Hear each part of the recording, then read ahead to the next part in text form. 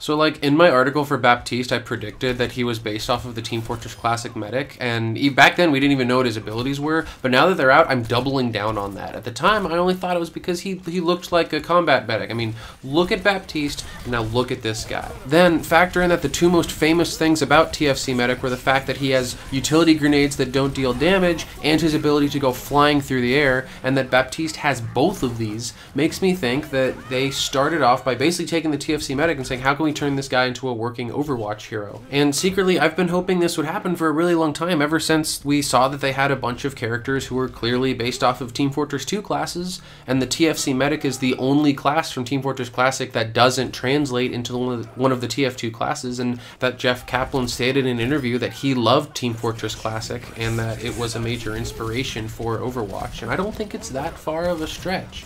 So I think the masters of team gameplay in the FPS genre was the Team Fortress series, and it started with Team Fortress the mod for Quake 1, which was amazing, one of my favorites ever.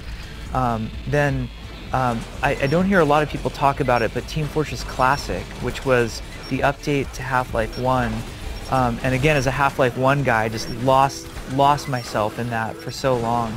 So even if it's a total coincidence that he and the TFC medic have a bunch in common, I'm going to take what I can get. And especially because they don't actually play super similarly, because he has to be a support hero, which means he has to actually be good at healing, which is not what the TFC medic was known for. And speaking of playing this guy as a support healer, he definitely is less, I think he's going to be like an off healer. He definitely doesn't feel like he's got as much healing as, say, Moira, Mercy, or Lucio does.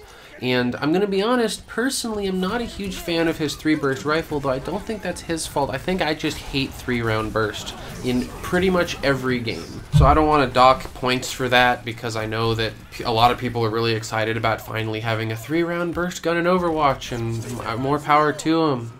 Hate 3-round burst. Anyway, if you go on the forums and look at what people are saying about Baptiste, most people seem to be interested in that immortality field. I'm interested in the immortality field because a lot of people think that it may be buffing squishies, because if you've been watching the Overwatch League right now, you'll notice we have something of a problem where the only playable characters are either support classes or tanks, and that's because if you don't have a decent health pool or a giant tank line to hide behind, you get destroyed. And so the immortality field might be a cool way to fix the 3-3 problem that's currently plaguing the Overwatch League. I'm not super optimistic myself that it's going to pull that off, because I don't see how adding another support hero is going to solve the problem of everyone not playing DPS. But we're going to have to wait and see. I wholeheartedly hope that Baptiste is able to help with that, and even if he doesn't, I'm excited to see how he plays out in the Overwatch League. He may not be the flashiest or most exciting new hero to come out. Certainly he's not like Wrecking Ball or Moira, where he's just got this completely new playstyle. He's kind of like Soldier 76 meets Junkrat. But